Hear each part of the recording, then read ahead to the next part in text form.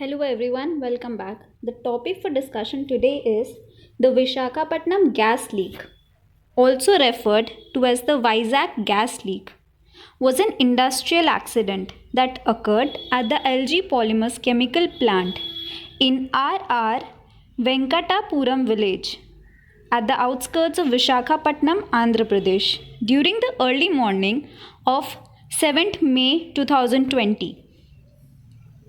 The company was established in 1961 as the Hindustan Polymers for manufacturing polystyrene and its copolymers at Vishakhapatnam.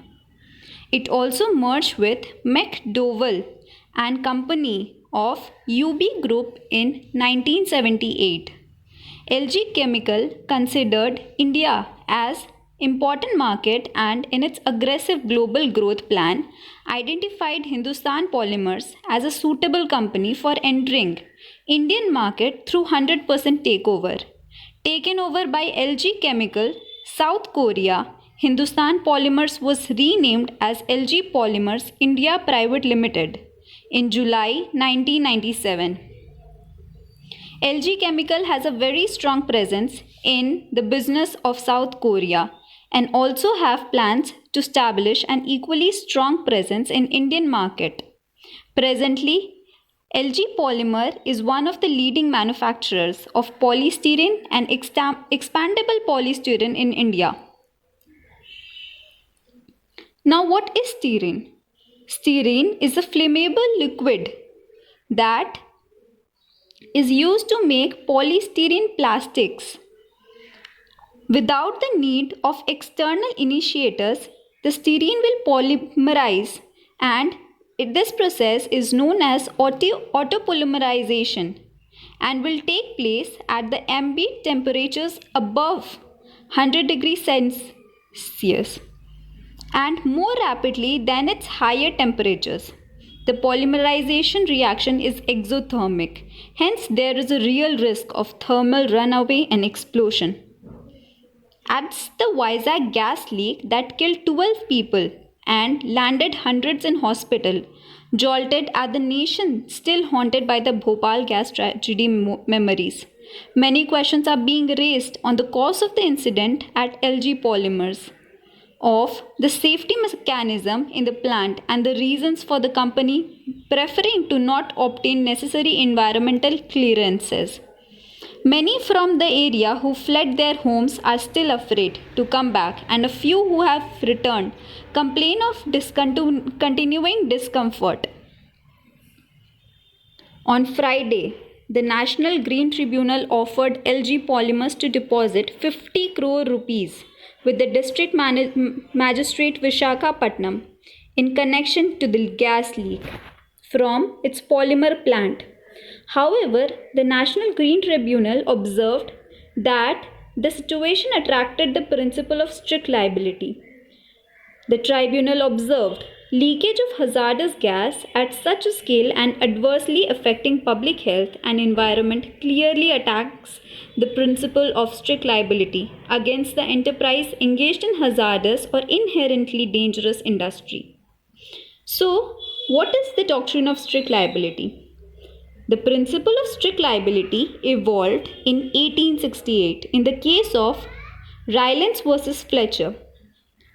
As per this principle, any person who indulges in non-natural use of land and who keeps hazardous substance on his premises will be held strictly liable if such substance escapes the premises and causes any damage.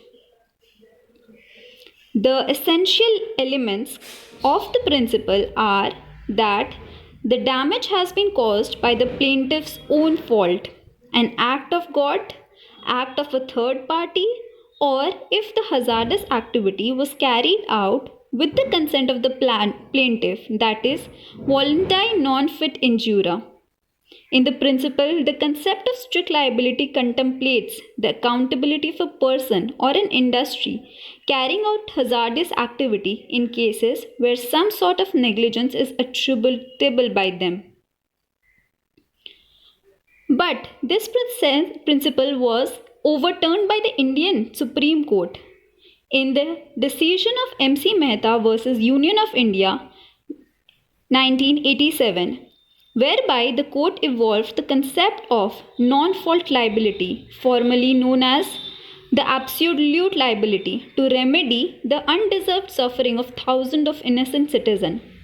Under this principle, an enterprise which is engaged in hazardous or inherently dangerous industry, which possess a potential threat to the health and safety of the person working in the factory and residing in the surrounding area, owes an absolute and non-delegatable duty to the community to ensure that no harm results to anyone on account of hazardous or inherently dangerous activity which is undertaken. The principle of absolute liability offers no exception on the industries involved in hazardous activities, and they are absolutely liable for the damages so caused despite the observance of due diligence. Now, the difference between strict liability versus absolute liability. Under strict liability, the compensation is payable as per the nature and quantity of damages caused, whereas in the cases of absolute liability, the damages to be paid are exemplary in nature. Also, in absolute liability, the element of escape is not an essential component, whereas the escape is an essential component in the strict liability. Thus, absolute liability can be upheld by courts even in those cases where a single death is reported.